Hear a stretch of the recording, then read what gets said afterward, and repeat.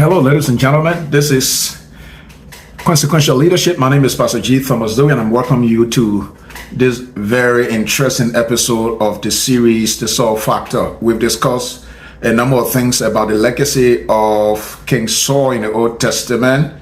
And today we want to look at another aspect of that leadership in order to inform our leadership opportunities in the 21st century, so that we're able to maximize our roles as leaders in the different aspects of life, ministry, career, in order to bring consequences of progress, development, elevation, and empowerment for our generation. So we discussed last week about the battle in 1 Samuel chapter 13 that brought, the unfortunate judgment of the end of Saul's leadership, even though he remained king for the next 38 years. But it was a period of turbulence, instability, and a lack of progress for the nation, and unfulfillment for himself as a leader in the nation.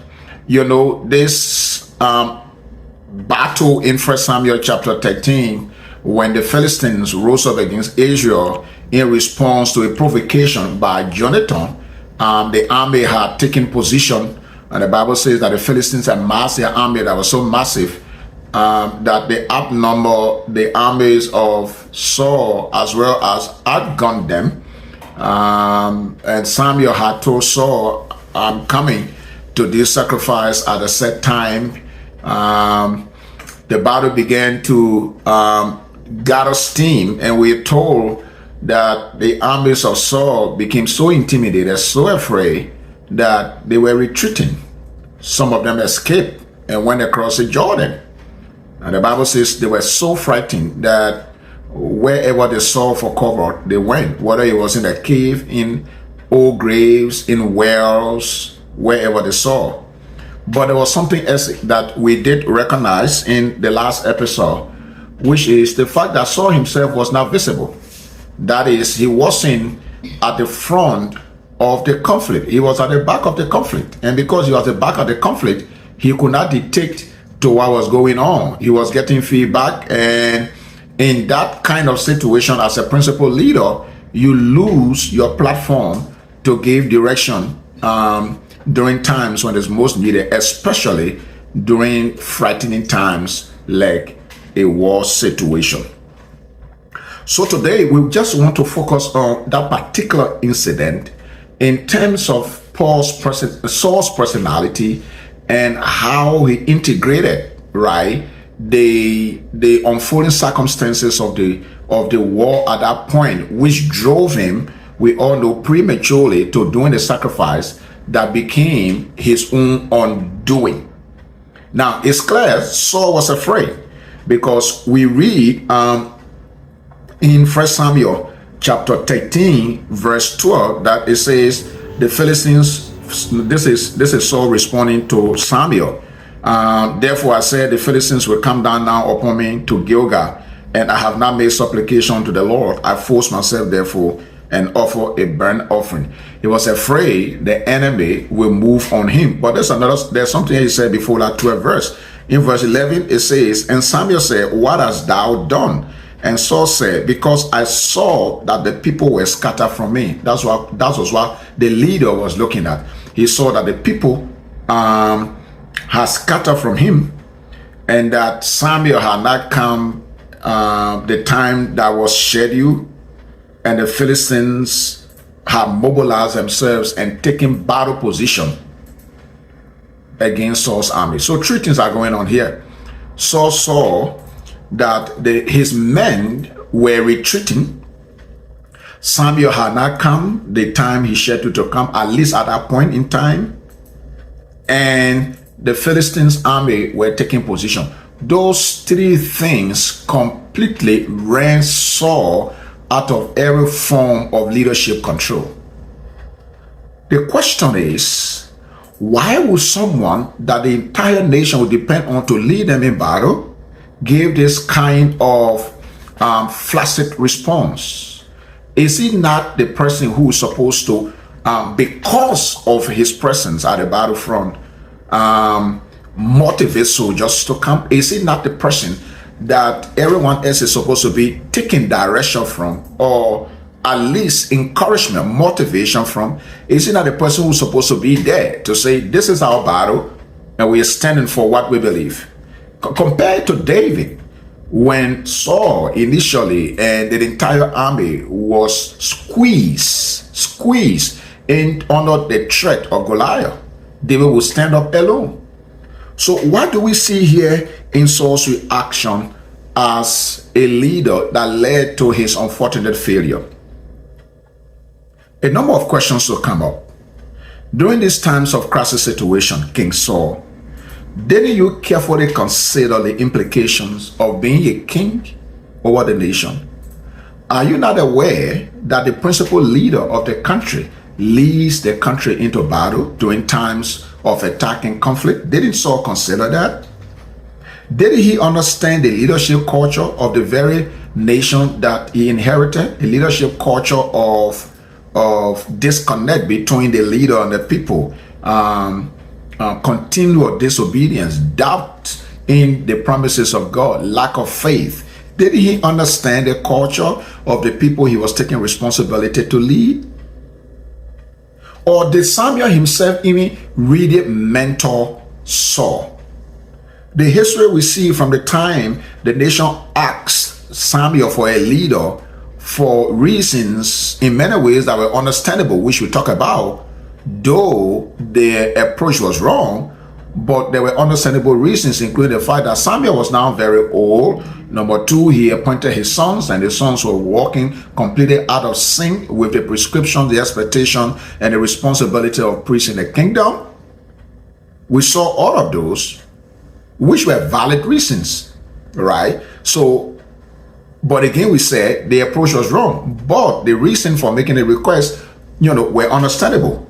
The point I'm trying to make here is, when these people went to ask Samuel for a king, and the disagreement beginning with Samuel's disappointment of the people's blatant rejection of the ultimate leadership of God, and getting disappointed and frustrated, and praying to God, and God telling him, you are not the person that the people have rejected, they have rejected me. And Saul was in the nation. He understood all of that the request for a king was effectively a rejection of God's ultimate leadership over the people. He understood all of that. When we get to chapter 12, you see Prophet Samuel's farewell message during that national convocation, in which he stood and asked the people, who have I corrupted before? Who have I denied justice before? Whose interests have I compromised before?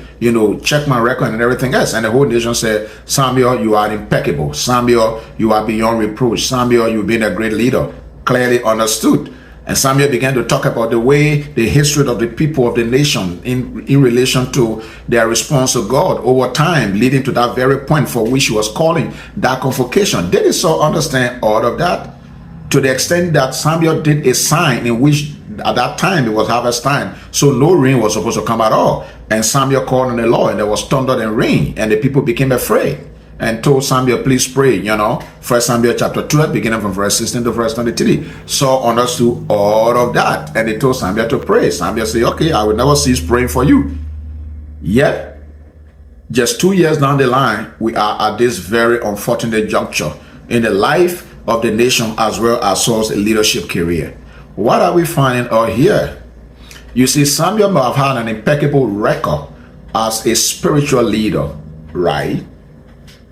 But as far as the leadership culture of the country was concerned, the people had not developed appreciable, respect for the whole concept of leadership. So there was a whole national leadership deficit that these people were faced with. There wasn't a culture of decent, productive, empowering leadership. There was a whole culture of individualized leadership during times when somebody rose up and rescued a country, and over time the people will go back. So there wasn't any template or successive leadership as such in a country. Saul should have understood that. Saul should have understood that he was coming at a juncture where there wasn't any, readily speaking template for a successful civil or political leadership. He should have understood. He should have understood the messages that Samuel was communicating to the nation about all the things that he said and did in 1 Samuel chapter 12. Saul should have understood all of that. Apparently, like we said in previous episodes, that Saul took for granted the huge implication of being the leader for a country that did not have an appreciable culture of decent leadership for almost 5 centuries. So he probably might have been preoccupied with the visibility in terms of the prestige, the fame, the platform, the wealth, the influence. All of those are benefits, right? Attending incentives for being a leader, especially being a national leader. But those do not compensate in any way for lack of the capacity for effective leadership, especially when it comes to threatening crises like the one the nation faced during the times of Saul. So what we see here is the assumption from Saul as far as his acceptance of leadership concerned. What were the assumptions? The assumptions were, that being a leader did not necessarily come with conditions of threat, conditions of uncertainty, conditions of great doubts. Saul didn't appreciate that. And you can understand why he didn't appreciate it. This guy coming from a domestic background where there is no record of him leading or doing anything, like it was in the case of David. So not understanding that, this allowed him the rare privilege of appreciating what it meant to be a leader, especially a political leader, but more so also being a leader of a people that have come from a long history of a poor leadership culture.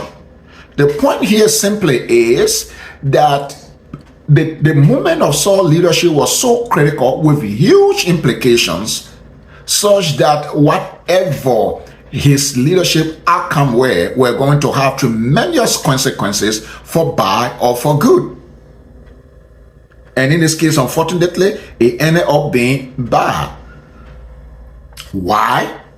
For the very reasons that we're discussing here.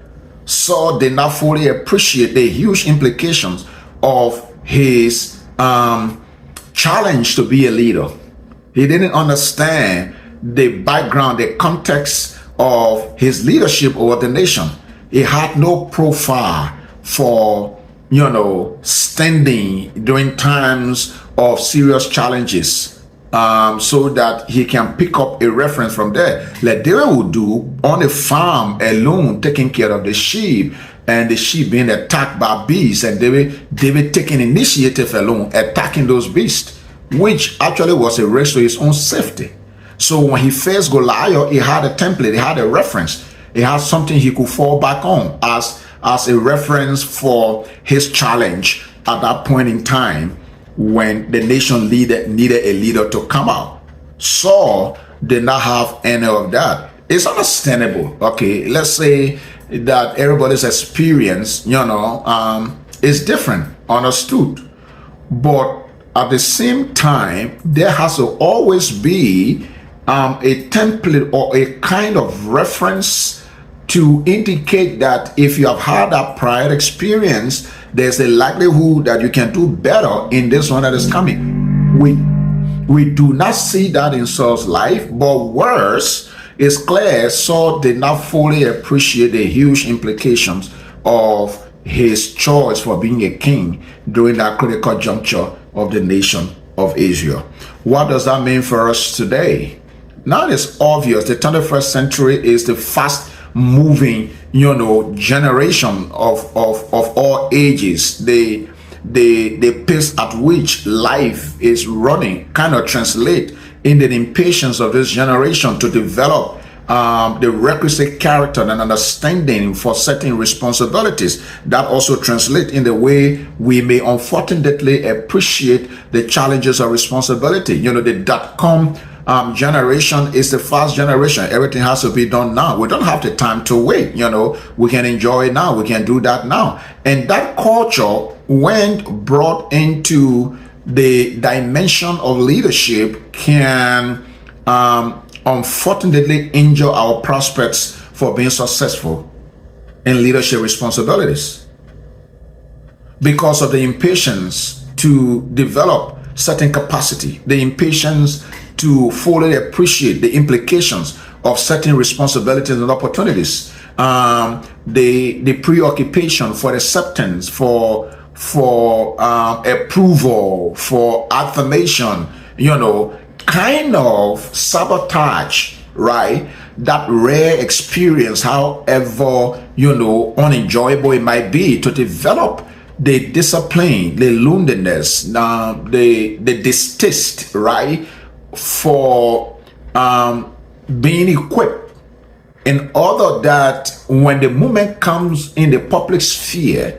you are able to deliver and bring your people and bring life to a higher and better level. So I'm afraid did not take the time to appreciate all of these underlying factors.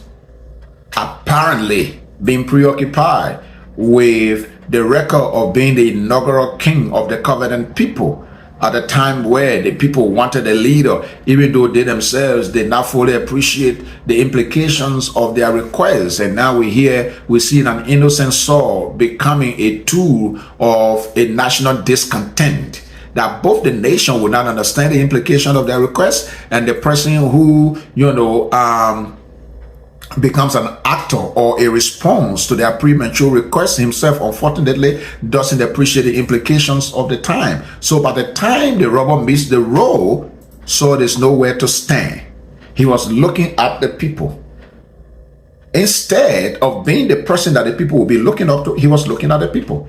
He was being driven by the unfortunate outcomes of the battlefront. He was impatient with Samuel's delay, and he went and violated a standing law that he didn't have to be tutored on. It's clear. Everybody understood that sacrifice was the exclusive privilege of the priest, and Saul was the king. He wasn't a priest. He could not do sacrifice. So let's look at some other practical things before we bring this lesson to a close. Right? Number one, Saul was very afraid. And as a leader, it's understandable, because every leader is a human being. It's understandable when you become afraid during threatening times and crisis time. Understood. But the leader is supposed to be someone who manages his fear. It's understandable to be afraid, but it is unacceptable as a leader to not manage your fear. You as a leader, it is incumbent upon you to manage your personal fear in order to manage the fear of the people that you are leading, because leadership means taking people to a place that they haven't been. You have to be the person who gives that assurance, even when it becomes threatening to yourself. And I'm not talking about hypocrisy. I'm talking about pretense. I'm just talking about the practicality of standing in the midst of crisis situation, and it is your job to take people to the next level. And in the midst of fear, you are supposed to manage your fear. How does a leader manage his fear? A leader manages his fear by his conviction that the future is better than the present. A leader manages his fear by the conviction that if you stand up to fear, you will eventually overcome. A leader manages his fear by the conviction that the success of what you are standing up to is by far better than the feeling of fear. A leader manages his fear by understanding that when you mobilize support and become more convinced about where you are headed than where you are, you can always put fear at bay. A leader manages fear by understanding that it's understandable when threats arise for human emotions to react in fear. All of those are fact. They are understandable because you are a human being. But just because you become fearful does not mean that fear is supposed to dictate to your actions. And that's why you are a leader. It is incumbent upon you to manage your fear so as to control the collective emotion of the space in which you are offering leadership, so that you can be guaranteed a successful outcome. So Saul was afraid. Saul was looking at the wrong points. He was looking at the people's reaction. The people were supposed to be looking at him, but rather he was looking at their reaction. Number two, he was impatient because when Samuel didn't come according to the scheduled time, he lost control. Part of leadership is patience, and patience is not just waiting for something to happen. Patience is actually a form of endurance, just as an athlete endures physical, rigors in the training. Your ability to handle the discomfort and the pain and the stress and the strain, yet you focus on the end goal. That endurance is an exercise of patience. Saul didn't have patience. You cannot be a leader if you don't have patience, especially when expected and projected outcomes do not present themselves as planned and expected. You have to be able to compensate for those delays. That's why you are a leader. You have to be the alternative to the delay expectation. You have to be the option to the unfulfilled expectation. You have to be that option. When people are expecting something to unfold at a particular time and it hasn't unfolded, the leader is supposed to be that option. You are supposed to provide an alternative by giving guarantee, by giving stability, by giving focus. That was Saul's job, which he failed to do. So he's telling Samuel, when I didn't see you coming the time you said you were going to come, and I saw that the people were leaving me, and then the Philistines were taking position, so I forced myself to do sacrifice. That brings us to the last point of Saul's personality. His character deficiency was his fear of being alone. We talked about that in the last episode. If you are going to be a leader, you have to befriend loneliness. You have to be familiar with rejection. You have to be comfortable of being the only person who believes at a particular point. If you're uncomfortable with those feelings, with those emotions, you're not ready to be a leader. You're not really expected to be a consequential leader. In the 21st century, with information that is in excess, with varying opinions that is in excess, nobody has to look for information. Information is everywhere. Opinions are everywhere. Various opinions, opposing opinions, expert opinions, everything, especially right now in the realms of spiritual things. There are all kinds of prophetic opinions. There are all kinds of geopolitical opinions. There are all kinds of economic, contradictions. All of those are bombarding not just you, but bombarding the people you are leading. And those obviously have discomforting, impact on what you are trying to do in the consistency and the stability that you are trying to engineer in the midst, especially the crisis situation. So if you are uncomfortable of being alone, if you haven't befriended rejection, if you are nervous with being the only person who sees a particular thing, if you are not convinced enough for the future you claim to be projecting, even when nobody else sees it, then you cannot be a leader, especially a consequential leader. Because the consequences of being everything that Saul was had a generational effect on the country, like I said some time ago, that has continued to present time, unfortunately.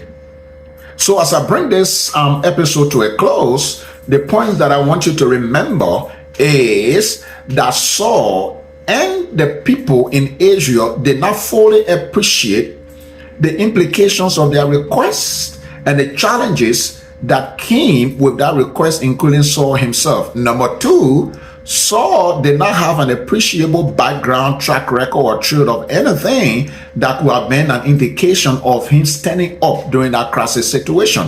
Samuel, we see, did not necessarily mentor Saul as such.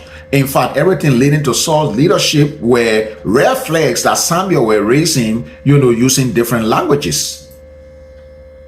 And because of that, when the moment came to offer leadership during crisis situation, Saul became afraid. Saul was looking at the people rather than the people looking at him. Saul was insecure, and Saul was not prepared to be vulnerable.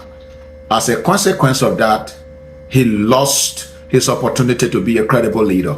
And I hope that can inform us in the 21st century in all that we try to do to improve lives and to bring fulfillment of the plan of God for our lives. Until I see you again in the next episode, my name is G. Thomas Dewey, and I want to encourage you to subscribe to the channel and to also click the notification button so that you can always be notified whenever a new content is uploaded. But share the link as well as comment so that your comments can possibly inform subsequent content on the channel. God bless you, and I'll see you again.